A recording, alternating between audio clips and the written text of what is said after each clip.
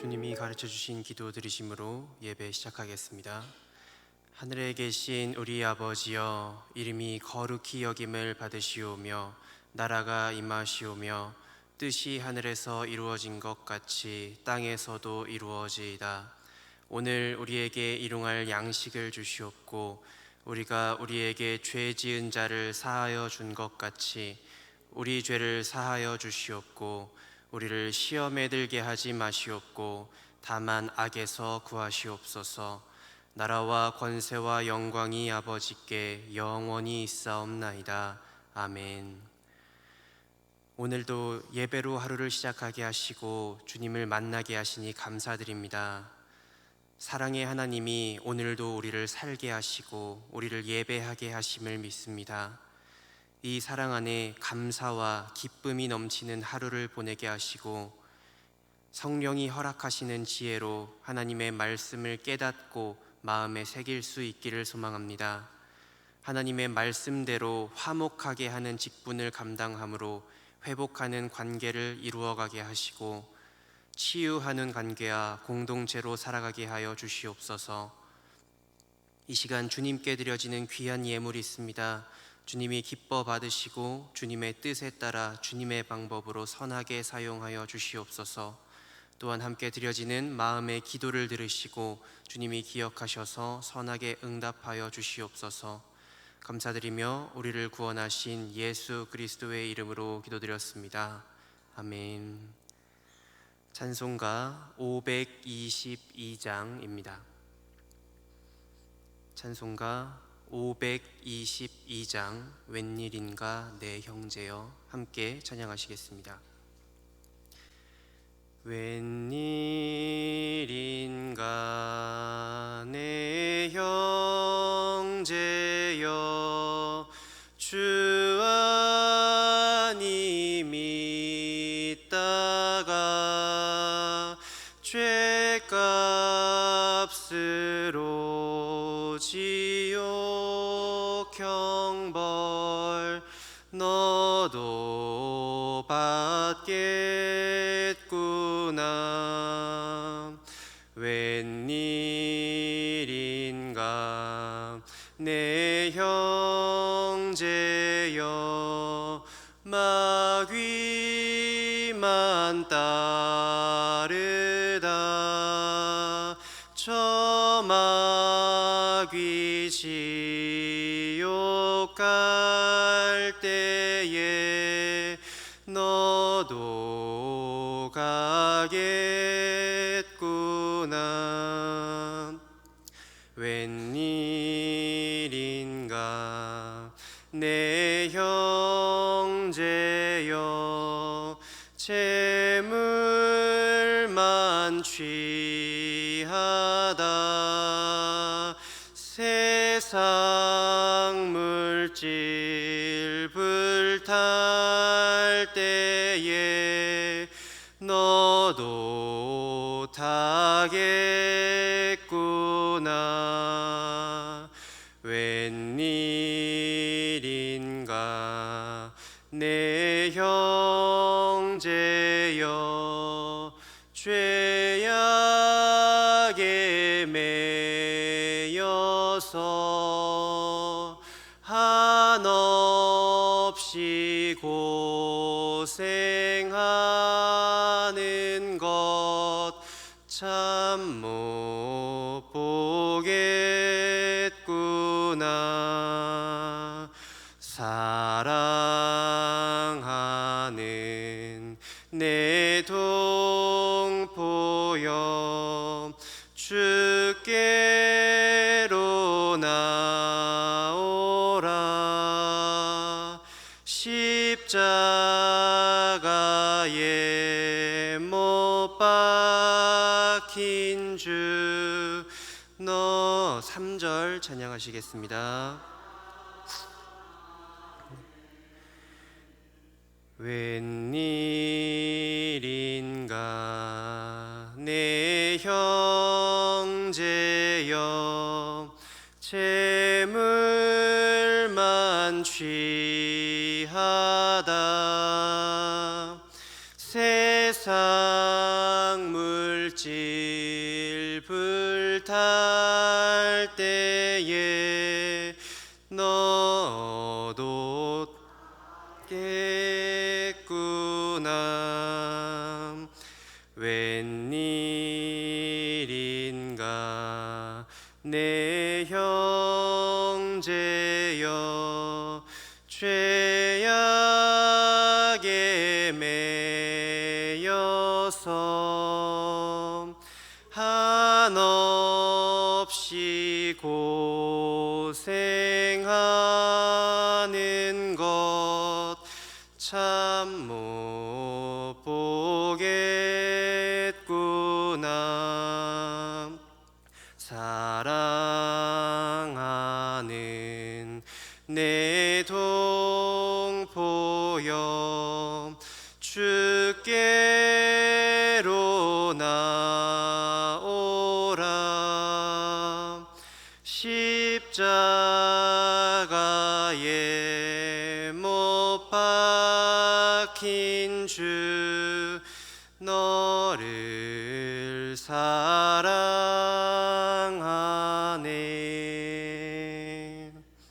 아멘. 하나님의 말씀은 갈라디아서 6장 1절에서 5절 말씀입니다. 갈라디아서 6장 1절에서 5절 신약성경 309면입니다. 함께 읽으시겠습니다.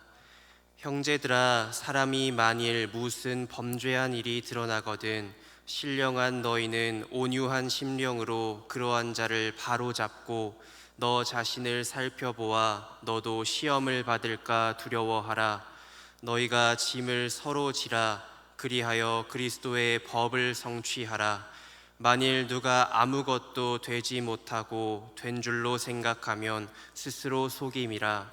각각 자기의 일을 살피라. 그리하면 자랑할 것이 자기에게는 있어도 남에게는 있지 아니하리니 각각 자기의 짐을 질 것이라. 아멘. 요즘 우리나라 사람들을 보면 굉장히 예민해져 있고 화가 많이 나 있다는 생각이 듭니다. 여유가 없어지고 있고 배려와 친절이 사라지고 있습니다. 또한 관용이 사라지고 있습니다. 예전이면 그냥 웃으면서 넘어가거나 그러려니 하고 말 일들이 요즘에는 큰 사건들이 되고 때로는 한 사람의 인생을 끝내버리는 일로 커지기도 합니다. 오랜 시간 좋은 모습을 보였던 어떤 연예인이 어쩌면 별것 아닐 수도 있는 잘못 한 번으로 TV 프로그램에서 보기 힘들어지는 그런 사건들을 종종 보셨을 것입니다. 관점에 따라서는 별것 아닐 수도 있는 그 실수 혹은 잘못 한 번이 마치 그 사람의 전부인 것처럼 비난하고 매도하는, 어떻게 보면 잔인하기까지 한 그 모습들을 볼 때면 안타깝기도 하면서 나도 저런 표적이 될 수도 있겠구나, 나의 실수 한 번이 나를 끝낼 수도 있겠구나라는 두려움에 쌓이기까지 합니다. 특히나 예전에는 악플이나 비난이라는 것은 연예인들의 전유물로 여겨졌지만 요즘에는 인터넷이 발달하고 SNS가 발달하면서 연예인과 일반인을 가리지 않고 그 비난이 쏟아지고 있기 때문입니다. 그렇게 누군가를 비난하는 글이나 이런 말들을 보면 그 말을 하는 그 사람은 마치 평생에 죄 한 번 짓지 않았던 사람인 것처럼 이야기를 합니다. 마치 법 없이도 살 수 있을 것처럼, 이 세상에서 가장 정의로운 사람이 하는 말인 것처럼 누군가를 비난하고 정죄를 합니다. 물론 잘못은 잘못이라고 말할 수 있어야 합니다. 아닌 건 아니라고 말해줘야 합니다. 그렇지만 우리가 분명히 구분해야 하는 것은 비난과 충고는 엄연히 다르다는 것입니다. 또한 관대하고 너그럽게 이해하고 넘어가 줄 수 있는 사건임에도 불구하고 죽일 듯이 달려들 필요는 없다는 것입니다. 그렇다면 우리가 비난이 아닌 충고를, 예민함이 아니라 여유를 가지고 너그러울 수 있는 방법은 무엇일까요? 1절 말씀입니다. 형제들아, 사람이 만일 무슨 범죄한 일이 드러나거든 신령한 너희는 온유한 심령으로 그러한 자를 바로잡고 너 자신을 살펴보아 너도 시험을 받을까 두려워하라. 먼저 우리가 누군가의 실수나 잘못을 보았을 때 신령한 우리, 즉 참된 그리스도인으로 살아가고 있는 우리는 온유한 심령으로 그 사람을 바라보아야 합니다. 어떻게 하면 그 사람의 잘못을 꼬집어 말함으로 나의 올바름을 드러낼까가 아니라 어떻게 하면 이 사람이 올바른 길로 들어올 수 있게 도와주고 기분이 상하지 않게 잘 말해줄 수 있을까 고민해야 한다는 것입니다. 성도님들도 경험해 보셨겠지만 때로는 누군가에게 강하게 밀어붙이는 말보다는 부드럽게 포용하듯이 말하는 것이 한 사람의 마음을 움직이는 경우가 있습니다. 물론 이때도 강해야 할 땐 강해야 합니다. 그렇지만 우리가 늘 주의해야 하는 것은 강함과 잔인함을 착각하고 혼동하지 않아야 한다는 것입니다. 언제나 강함 안에 부드러움이 있어야 하고 그 강함 안에 따뜻한 사랑으로 이 사람이 회복하기를 바라는 마음이 있어야 합니다. 그럴 때 우리는 잘못한 사람을 온전한 방향으로 바로 잡아줄 수 있습니다. 두 번째로 우리는 또한 시험 받을까 두려워해야 합니다. 인간은 누구나 실수합니다. 오늘 말씀에 나온 범죄한 일이라는 원어를 보면 일반적인 죄를 의미하기도 하지만 고의가 아닌 우발적인 실수나 인간의 연약함 때문에 짓게 된 죄를 의미합니다. 즉 언제라도 누구라도 이런 죄를 지을 수 있다는 말이고, 심지어는 이미 이 죄를 짓고 있음에도 단지 걸리지 않았을지도 모른다는 말입니다. 그렇기 때문에 우리는 누군가에게 충고하거나 비난하기에 앞서서 자신을 먼저 돌아볼 수 있는 지혜가 있어야 합니다. 죄를 두려워하는 마음도 있어야 하며 여호와를 경외하는 두려움이 있어야 합니다. 그렇게 경외하는 것이 지혜의 근본이라고 말씀하셨기 때문입니다. 우리가 이런 두려움을 품고 살아갈 때에 우리는 잘못한 사람에게 너그러울 수 있습니다. 또한 나도 언젠간 그 너그러움을 돌려받는 날이 올 것입니다. 왜냐하면 이 죄는 누구나 지을 수 있는 죄이기 때문입니다. 그렇다면 우리는 왜 죄에 빠진 사람을 바로 잡아 주어야 할까요? 2절 말씀입니다. 너희가 짐을 서로 지라 그리하여 그리스도의 법을 성취하라.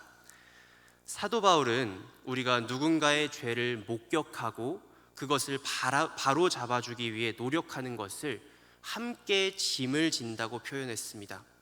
그리고 그렇게 짐을 지는 것이 그리스도의 법을 성취하는 것이라고 말했습니다. 우선 여기서 말하는 그리스도의 법이란 무엇인지 생각해 보면 예수님은 성경에서 한 가지 질문을 받으셨습니다. 가장 중요한 계명이 무엇입니까? 라는 질문에 예수님은 두 가지 답변을 주셨습니다. 첫 번째는 하나님을 마음과 목숨과 뜻과 힘을 다해 사랑하라는 것이었고, 두 번째는 내 이웃을 내 자신과 같이 사랑하라 하신 것입니다. 오늘 말씀에서 우리가 성취해야 하는 그리스도의 법은 바로 이 사랑입니다. 내 이웃을 내 자신과 같이 사랑하라. 우리도 실수했을 때, 우리는 죄를 지었을 때 용서받고 싶어 합니다. 그것이 실수에 가까울 때는 억울해하기도 합니다. 그래서 용서받지 못했을 때 굉장히 큰 상처를 받기도 합니다. 그렇다면 나의 이웃 또한 마찬가지라는 말입니다. 나의 이웃 또한 죄를 범했을 때 회개할 기회를 얻기를 원하고, 회개를 통해서 용서받기를 원하고, 용서받음으로 더 나은 사람이 되기를 원하고 있다는 말입니다. 그래서 우리가 이런 사랑을 감당할 때에 우리는 죄 지은 사람의 그 부담을 함께 지고 나눌 수 있습니다. 물론 어려운 사랑입니다. 그렇지만 우리는 이미 이런 사랑을 보았고 또 받았기 때문에 능히 해낼 수 있습니다. 십자가 사랑이 바로 그 사랑이기 때문입니다. 예수님은 우리의 죄 짐을 십자가를 통해서 대신 지셨습니다. 또 우리에게 용서받을 수 있는 길을 열어주셨습니다. 예수님 자신을 사랑하듯 우리를 사랑해 주셨습니다. 그렇기에 우리가 그리스도의 사랑을 믿고 확신한다면 우리 또한 이웃을 용서할 수 있는 능력과 온유함을 배울 수 있으며 그리스도의 법을 성취할 수 있습니다. 그렇다면 우리가 이렇게 남에게 온유하기 위해서 무엇에 힘써야 할까요? 오늘 말씀 4절입니다. 각각 자기의 일을 살피라. 그리하면 자랑할 것이 자기에게는 있어도 남에게는 있지 아니하리니. 1절 말씀의 연장이라고도 볼 수 있습니다. 우리는 자신을 돌아볼 수 있어야 합니다. 우리가 스스로 돌아볼 때 우리는 자랑할 것이 아무것도 없는 부족한 존재임을 깨닫게 됩니다. 자랑할 것이 없다는 것은 다르게 말하면 죄 지은 사람과 내가 별반 다르지 않다는 말이고, 오늘 내가 깨끗하다고 해서 내일도 깨끗할 거라는 보장은 없다는 말입니다. 그렇기에 우리 모두 죄인이지만 우리 모두 서로 사랑할 수 있습니다. 우리 모두 예수님께 구원의 기회를 얻을 수 있는 존재들입니다.